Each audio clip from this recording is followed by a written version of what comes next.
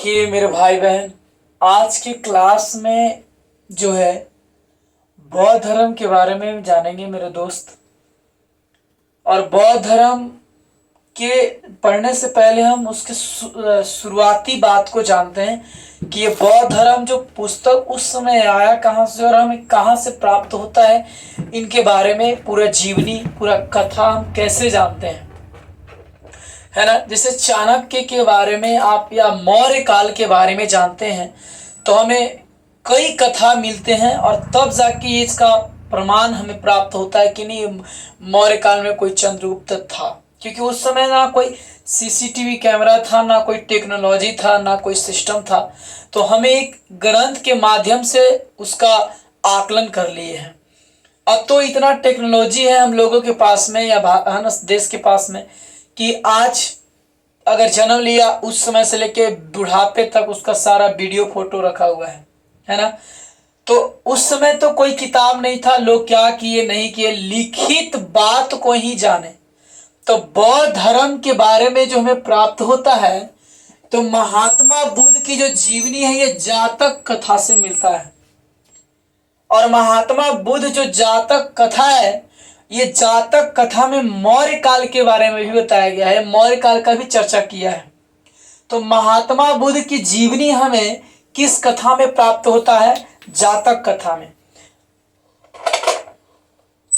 महात्मा बुद्ध की जीवनी हमें जातक कथा से प्राप्त होता है, यानी कि जातक कथा में मिलता है। देखिए, महात्मा बुद्ध का जन्म जो है लुम्बिनी या आम्रकुंज में हुआ। ये नेपाल में पड़ता है। ये बिहार और नेपाल के जो बीच का, देखिए बिहार से आप नेपाल जाना चाहते हैं तो बहुत जल्दी ही पहुंच जाएंगे, क्योंकि बिहार के उत्तर में नेपाल है। तो नेपाल के ये रहने वाले थे और नेपाल के लुम्बिनी नामक गांव, लुम्बिनी या उसे हम आम्रकुंज भी कहते हैं, तो लुम्बिनी या आम्रकुंज में इनका जन्म हुआ था। ठीक है। और आम्रपाली जो है इनका शिष्या बनी थी। आम्रपाली का अर्थ हुआ कि जिसका जन्म तो कहीं हो लेकिन वो पली बड़ी हुई है आम के वृक्ष के। एक आम के पेड़ था और उसी के नीचे कुटिया था, तो उसी के नीचे पली बड़ी हुई थी, तो ये बना आम्रपाली। और ये आम्रपाली एक वैश्या का नाम था, है ना। आम्रपाली एक वैश्या थी और वो वैश्या ही और ये वैश्या जो है क्या बोलते हैं, अजाद शत्रु जो है ये अजाद शत्रु से पता चला कि ये वैश्या काफी खूबसूरत है। तो अजाद शत्रु को लगा कि हमें इस वैश्या से शादी करना है। तो उसके बाद में अजाद शत्रु जो है ये क्या बोलते हैं, अजाद शत्रु और ये आम्रपाली दोनों बुद्ध के शरण में गए। तो उसके बाद में आम्रपाली जो है महात्मा बुद्ध के शरण में रह करके इनका शिष्या बन गई थी, तो वही है आम्रपाली। ठीक है। सारनाथ का जो क्वेश्चन आता है, हमेशा कंपटीशन में ही पूछता है कि सारनाथ का अन्य नाम क्या है। वही महात्मा बुद्ध जब ज्ञान की प्राप्ति हुआ था तो सारनाथ में पांचों के अपन मित्र के कौंडिन्य कालदेव भप्पा को जाकर के यहाँ ज्ञान दिए थे। तो सारनाथ का अन्य नाम है मृगदाव। देखिए, और कहता क्या है कि श्रेष्ठी का अर्थ होता है व्यापारी। ये व्यापारी जो है महात्मा बुद्ध को बुलाएगा। महात्मा बुद्ध को जो है उस समय में प्रवचन के लिए, है ना, ज्ञान की प्रवक्ता के लिए इनको व्यापारी ही बुलाया था, श्रेष्ठी ही बुलाया था अपने दरबार पे, अपने घर में। और सबसे पहले अपना ज्ञान की प्रवचन, है ना, महात्मा बुद्ध जो दिए थे श्रेष्ठी के यहाँ दिए थे। लगभग 25 लोग या 40 लोग रहे थे। आपको कंफर्म बता देंगे कि 25 लोग थे कि 40 लोग, देखिए नेक्स्ट वीडियो में तो प्राप्त हो जाएगा। देखिए कहता है क्या है, महात्मा बुद्ध को जब ज्ञान प्राप्त हुआ, महात्मा बुद्ध एक ज्ञान में बोले हैं कि दुख है, आपके जीवन में कोई दुख है तो दुख का कारण है। दुख है, कोई सी चीज का दुख है आपको, नौकरी का दुख है, पढ़ाई का दुख है, किसी तरह का कोई सामान का भुलाने का दुख है, तो दुख है। लेकिन दुख का क्या है, कोई कारण है, कोई ना कोई कारण से ही आपको दुख है। क्या कोई अगर दुखी है तो उसका कोई कारण है, क्यों दुखी है उसका कोई कारण है, और दुख है तो दुख का कारण है। और फिर अगला शब्द ने बोले कि कारण है तो उसका निवारण भी है। इस धरती पे जितने भी मानव हैं, आज इंडिया मैच हार गया है ना, तो वो दुख है, उसका कारण क्या है, हारना। तो हारना है ना, निवारण, उसका निवारण भी है। निवारण यही है कि फिर इस समय का इंतजार करना पड़ेगा और उसके बाद में फिर से मैच होगा तो आपको अच्छा करना पड़ेगा। निवारण है और निवारण के का मार्ग भी है।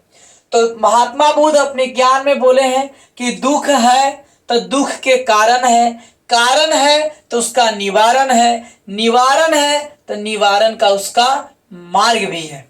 ठीक है। अब क्या कहा गया है कि महात्मा बुद्ध का जन्म 563 बीसी में हुआ। ये एनसीईआरटी से प्रमाणित है, लेकिन चीन के लोग जो है ना ये 566 मानते हैं, क्योंकि वहां भी नेपाल में बौद्ध धर्म में, चीन में भी मानता है वहां बौद्ध धर्म। तो बौद्ध धर्म जो है, और इनका 80 साल घटा लिया जाए, यानी कि 563 में से 80 घटाइए,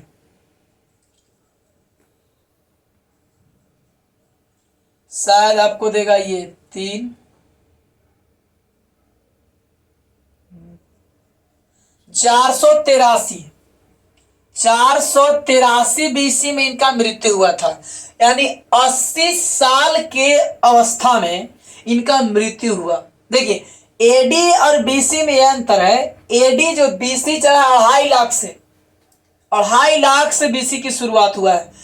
एडी में क्या होता है कि डेट हम आगे जोड़ते हैं, 2000 अभी चल रहा है, मान ली कि 20, एक बात, तो 80 साल जोड़ेंगे तो कितना जाएगा, 2001 माने 80 81 साल जोड़ते हैं तो यह कितना 2001 100, ये माने कि पूरे हो जाएगा कितना 2100, 20 जोड़ 80 जोड़ेंगे तो फिर एक जोड़ेंगे तो 2101 हो जाएगा, उस तरह से।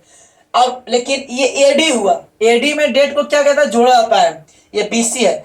तो महात्मा बुद्ध का जो जन्म है ये 563 बीसी में हुआ, और लेकिन ये चाइना के लोग इसे 566 बीसी मानते हैं। इनका जो जन्म स्थान है ये लुम्बिनी में हुआ है, लुम्बिनी या आम्रकुंज में। ये कहाँ में पड़ता है, तो नेपाल में। इनके पिताजी का नाम क्या था, सूर्योधन, यानी कि दुर्योधन, सूर्योधन कहते हैं। ये शाक्य वंश के क्षत्रिय थे, क्षत्रिय, शाक्य वंश के क्या थे, क्षत्रिय थे। कौन, इनके पिताजी। और माता जो थी ये महामाया नाम था महात्मा बुद्ध के। महात्मा बुद्ध के माता का नाम क्या था, महामाया, और ये महामाया कोलीय वंश के थी, कोलीय वंश। और महात्मा बुद्ध जो है ऐसन अभागा निकले कि जब इनका जन्म हुआ तो जन्म के 7वें दिन ही इनकी माता की मृत्यु हो गई। जन्म के 7वें दिन इनकी माता की क्या हो गई थी, मृत्यु हो गई थी। तो 7वें दिन जब इनकी माता की मृत्यु हो गया, तब जाके इनके पिताजी सूर्योधन जो हैं ये 2 ऋषि महर्षि से दिखवाए, वो कौंडिन्य को कालदेव, ये 2 भविष्य देखे थे इनका। ये गए इनका पिताजी कौंडिन्य कालदेव के पास में, बोले कि तई बाबा ऐसा देखा तो ऐसा कुभागा लड़का जन्म ले लखे कि 7वें दिन ये अपन माई के मने की इसकी माँ की मृत्यु हो गई। तो देखे ये दोनों मिलके ब्राह्मण, यही दोनों मिलके भविष्यवाणी किए थे। बोले कि ये लड़का एक दिन बहुत बड़ा ज्ञानी और राजा बनेगा, नहीं तो तपस्वी बनेगा। तो पिताजी सोचे कि पत्नी तो नहीं अब रही, अब हाँ, लेकिन बोले कि घर से इसको नहीं निकलने दीजिएगा ज्यादा, ठीक है। ये घर से निकलेगा तो फिर ज्यादा निकलेगा तो तपस्वी बन जाएगा, और अगर घर में रहता है, इसको ज्ञान हो गया तो फिर ये राजा, बहुत बड़ा राजा बनेगा। राजा अगर बनेगा तो बहुत बड़ा राजा बनेगा, और नहीं तो तपस्वी बनेगा तो फिर बहुत बड़ा तपस्वी बनेगा। तो इनको मना किया गया था कि घर से नहीं निकलना। तो ये सोचे कि अगर कैसे फंसा दे। अब इनको जो है कम उम्र में ही, शायद लगता है कि 14 साल की उम्र में ही इनको शादी कर दिया गया, कि 16 साल की उम्र में इनको शादी कर दिया गया। और शादी हो गया, जब इनका शादी हो गया तो शादी हो जाने के बाद में इनका 35 साल की उम्र में बेटा होता है। 35 साल की उम्र में बेटा होता है राहुल। वही दे नाम दे अर्थ उसका, है ना, ये क्या नाम देते हैं, एक और बंधन। राहुल का अर्थ होता है एक और बंधन। तो बीमाता जो है, बीमाता ये प्रजापति गौतमी थी, यानी कि मौसी। अब पिताजी सोचे कि पत्नी तो नहीं रही, अब अपना जिंदगी एकरो जिंदगी चलाना है ना, अपन जिंदगी एक जिंदगी कैसे चलेगा। तब पिताजी सोचे कि लाओ मौसी के कर से शादी कर लिए। इनकर मौसी के नाम था प्रजापति गौतमी, है ना। और गौतमी नाम ही अपना गौतम बुद्ध इसलिए नाम रखे क्योंकि इनका लालन पालन गौतमी ही किए थे। इसीलिए इस सोचे कि अपने माँ जो हमको लालन पालन की है हमारी मौसी, उनका भी नाम अमर रहे, इसीलिए अपना नाम रख लिए गौतम बुद्ध। ठीक है। अब देखिए, पिताजी जब इनका जब जन्म हो गया तो जन्म होने के बाद में इनके 7वें दिन की माता की मृत्यु हो गया। तो पिताजी 2 ऋषि से दिखवाए, एक कौंडिय और एक कालदेव। कौंडिय और कालदेव से दिखवाए। ये दोनों भविष्यवाणी की कि लड़का एक दिन बहुत बड़ा महर्षि बनेगा, तपस्वी बनेगा, और नहीं तो बहुत बड़ा ज्ञानी राजा बनेगा। अब इसके बाद में इनको घर से निकलना नहीं था, तो अपने सारथी चन्ना, सारथी जो घोड़ा हाँकता था, वो चन्ना से बोले कि चलो निकले, लेकर के चलो कहीं घुमाने के लिए। ये 4 बार देशाटन पर गए थे, 4 बार घूमने के लिए गए थे। और जब ये 4 बार घूमने के लिए निकले, तब पहला बार में ऐसे लिखिए बरमास, बरमास याद रखिएगा, कोड है। 4 बार निकले तो बरमास, ब से निकला वृद्ध। पहला बार ही निकले अपने घर से, है ना, अथी पे घोड़ा पे बैठ के, और चन्ना चला रहा था, सारथी घोड़ा हाँक रहा था। पिताजी नहीं थे। पिताजी के अब सेंटिंग पर ही, माने कि पिताजी के न रहने पर ही गौतम बुद्ध इधर उधर कहीं घूमते थे। पिताजी रहते थे तो घूमते नहीं थे, निकलते भी नहीं थे, क्योंकि पिताजी निकलने से मना के बोले नहीं सीख कि अगर ये निकल गया तो लेकर फिर वो हाथ से निकल जाएगा। ठीक है। ये पिताजी के न रहने पर निकले। पहला बार जब ये घर से निकले तो देखे वृद्ध आदमी के, बोले अपने सारथी को रोक रोक रोक रोक रोक, ये कौन है हो? ताकि महाराज ये वृद्ध व्यक्ति हैं। तो क्या होगा वृद्ध में? बोले कि वृद्ध हर एक इंसान को एक दिन बूढ़ा होना है। तो बोले कि आए हो, हम बूढ़ा होंगे? तो कि जी, और बूढ़ा होने के बाद में सबको कष्ट भोगना होगा। बोले कि चल चुपचाप जल्दी मर्द लेके चल हमारा राजमहल में, और तुरंत ही राजमहल में प्रवेश कर गए। बोले कि ना ना, हमरा वृद्ध नहीं चाहिए। कुछ दिन के बाद फिर निकले तो देखें कि 2 गो 4 गो आदमी खटिया पर 4 तरफ से टांग के लेके जा रहा है। टांग के जब लेके जा रहा था तो रोकवाए कि कौन है, तो देखे कि रोगी है ना। तो दूसरा बार में रोगी मिला। बोले कि हर एक इंसान को एक न एक दिन रोग से ग्रसित होना है और होगा, है ना, रोग से पीड़ित रहना पड़ेगा। तो बोले कि बाप रे, करो बड़ी कष्ट है, चुपचाप चल निकल। अब की बार फिर निकले घर से, तब मृत माने मरा हुआ व्यक्ति के निकले और देखे मरा हुआ व्यक्ति को। तो बोले, सारथी बताया कि देखिए महाराज, हर एक ये मृत्यु लोक है, और इस मृत्यु लोक में सबको एक दिन यहां से मरना है और यहां सबको जाना है। उसके बाद बोले कि नहीं नहीं नहीं, अब तुरंत निकल चल।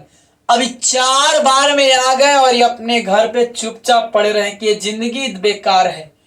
अगले बार पिताजी के न रहने पर अंतिम में, पिताजी के न रहने पर अंत में निकले जब देशाटन पर घूमने के लिए, तो देखें एक सन्यासी व्यक्ति को, और मिला साधु महात्मा। तो साधु महात्मा जब भेंटे तो उसके बाद में बोले कि ये कौन है, तो बोले कि साधु महात्मा है। इनके जीवन में कोई कष्ट पीड़ा परेशानी नहीं है, और ये तपस्वी के रूप में भेष धारण करके अपना जीवन यापन करते हैं। तब बोले कि हम अब यही बनबो, अब हम सन्यासी बनेंगे, और हमको सन्यासी बनने से कोई नहीं रोक सकता। और उसी समय इनका बेटा जन्म लेता है। ये सोचे कि राहुल नाम था, तो राहुल का अर्थ होता है एक और बंधन। ये राहुल के अर्थ हो गया एक और बंधन, समझिएगा। तो ये निकलना चाहे थे। पत्नी का नाम था यशोधरा या गोपा या बिंबा, है ना। पत्नी का नाम था यशोधरा, गोपा या बिंबा। देखिए इनका जब जन्म का प्रतीक चिन्ह क्या है, जब इनका जन्म का प्रतीक चिन्ह से माँ जो है मतलब जब सपना में सपनाती थी तो जन्म का इनका प्रतीक चिन्ह है कि थी कमल का फूल, हाथी या सांड। इनकी माँ सपना देखती थी कि जब हम जब एक बार की बात अपने सखियों सहेलियों के साथ जो है तालाब में स्नान करने गए हैं, बहुत सारे कमल के फूल है, वहाँ हाथियों का झुंड जल को गंदा कर रहा है, या सांड वो जो जल को माने कि दूषित कर रहा है या उनको खरीद रहा है। ये माता बताई हैं कि मैंने सपना में अपने सखियों से बताते थे कि आज हम सपना में ये देखे। और उस समय गर्भ में कौन पल रहे थे? गौतम बुद्ध। ठीक है, तो ये बताते कि जिनका जन्म का प्रतीक चिन्ह क्या है, कमल का फूल या हाथी या सांड। गृह त्याग, जब ये घर का त्याग किए थे तो किनका क्या चिन्ह है? घोड़ा। घर को त्यागे थे तो कोई इनका चिन्ह है घोड़ा। और जब ज्ञान की प्राप्ति इनका पीपल, क्योंकि पीपल वृक्ष के नीचे जो है इनका ज्ञान की प्राप्ति हुआ था। और आज भी वो जो पीपल है वो पीपल नहीं है, जिस जहां पे उनका ज्ञान की प्राप्ति हुआ था वो पीपल कभी समाप्त कर दिया, कभी उसको कबाड़ के फेंक दिया, उसको एकदम समाप्त कर दिया जड़ से। लेकिन अब सोचे कि चलो नाम बना रहे तो इनके लिए उनके स्थान पर कुछ और, माने कि जहां इनके ज्ञान की प्राप्ति हुआ तो वहां भी पीपल अभी लगा हुआ है, बोध गया में भी। इनका उपदेश, जब ज्ञान प्राप्त हुआ इनका उपदेश का प्रतीक चिन्ह है चक्र। इनका चचेरा भाई का नाम था देवदत्त। इनका अपन भाई नहीं, चचेरा भाई, भाई में अपने अकेले थे ही। अब इनका चचेरा भाई देवदत्त, यही चचेरा भाई देवदत्त एगो सिद्धार्थ आप पढ़े होंगे बचपन में कि वो जब बगुलवा हलई और मार देते, एगो बोले कि नहीं है ना, इसको घावा लगा दिए थे या एगो मारे थे, तो जीत किसका होगा? मारने वाला का कि घाव को लगाने वाला को? अब पढ़ना था देवदत्त और सिद्धार्थ के बारे में। ठीक है, तो चचेरा भाई था कौन इनका? देवदत्त था। सौतेला भाई यानी कि मौसी से शादियां कौन किए थे? इनका पिताजी। तो शादी किए थे, वही तो शादी किए थे, ऐसे थोड़ी कि पिताजी बूढ़ा हो गए थे। शादी किए थे तो शादी करला के बाद कुछ दिन के बाद इनका एक सौतेला भाई हुआ, तो इनका नाम रखा गया नंदीवर्धन। सौतेला भाई का नाम क्या है? नंदीवर्धन। और सौतेली बहन का नाम है नंदा। उल्टा ऐसा लगता है, एकदम लगता है कि भाईवा के नाम है बहनी में, बहनी के नाम है भाईवा में, लेकिन भाई का नाम है नंदीवर्धन और बहन का नाम क्या है? नंदा। इनकी बुध का, देखिए बुध का अन्य नाम, इतना सारा नाम है, सिद्धार्थ। सिद्धार्थ जिसका भी हम नाम रखते हैं, सिद्धार्थ का अर्थ होता है कि मन की आकांक्षा पूरी हो रहा है। सिद्धार्थ कहने का अर्थ होता है कि उसका मन का आकांक्षा क्या होना? पूरा हो जाना। ठीक है, एक होता है बुध। बुध क्यों नाम रखा गया? तो ज्ञान की जब प्राप्ति इनको हो गया तो इनका नाम पड़ा कोची? गौतम बुद्ध। बुद्ध बोलते हैं बुद्ध। और गौतम हम क्यों बोलते हैं? क्योंकि इनका लालन पालन जो है इनकी मौसी की थी, इसीलिए अपना मौसी सोचे कि मौसी के अभी नाम अपनाया जाए, तो गौतम अब बुद्ध नाम रखे इसलिए कि ज्ञान की प्राप्ति के कारण। सोचे कि ज्ञान की प्राप्ति रखे तो इनको बुद्ध नाम रखे। तथागत भी इनको कहते हैं, माने सत्य है ज्ञान जिसका। इनका ज्ञान कैसा है? सत्य है। तो जिसका ज्ञान सत्य होता है हम उसे क्या कहते हैं? तथागत कहते हैं। और इनको शाक्य मुनि के नाम जानते हैं कि शाक्य वंश के होने के कारण।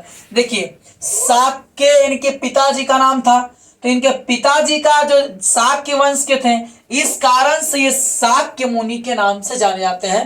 ठीक है, और देखिए कहता क्या है, ये भविष्य देखने वाले दो गो ब्राह्मण थे। एक ब्राह्मण कौंडिन्य थे और दूसरा ब्राह्मण कालदेव थे। इस तरह से आज का क्लास आपका कंप्लीट हुआ। महात्मा बुद्ध के बारे में पूरी बातों को हम लोग एक बार रिकॉल करते हैं। माता जातक कथाएं मिलता है इनका जीवनी। लुम्बिनी में जन्म हुआ 563 BC में, इनका जन्म हुआ 583 में, इनकी मृत्यु हुई 80 साल की अवस्था में इनका मृत्यु हो गया। ठीक है, देखिए इनका जो 7वें दिन की माता की मृत्यु हो गई। इनकी मौसी कौन थी? प्रजापति गौतमी। और मौसी से ही इनका शादी कर लिए कौन? इनके पिताजी। पिताजी का नाम क्या था? सूर्योधन। और कौन वंश के थे? शाक्य वंश, यानी कि क्षत्रिय थे। ठीक है। प्रतीक चिन्ह क्या है? कमल का फूल। गिर जब घोड़ा घर कर त्यागे तो घोड़ा ज्ञान की प्राप्ति। पीपल उपदेश चक्र है। चचेरा भाई का नाम। ये सब बहुत कंपटीशन में पूछता है। तो मेरे दोस्त, मेरे भाई बहन, आज के लिए इतना ही, और हम अगले वीडियो में इसके आगे से पढ़ाएंगे। फिर मिलते हैं नेक्स्ट क्लास, नेक्स्ट वीडियो में।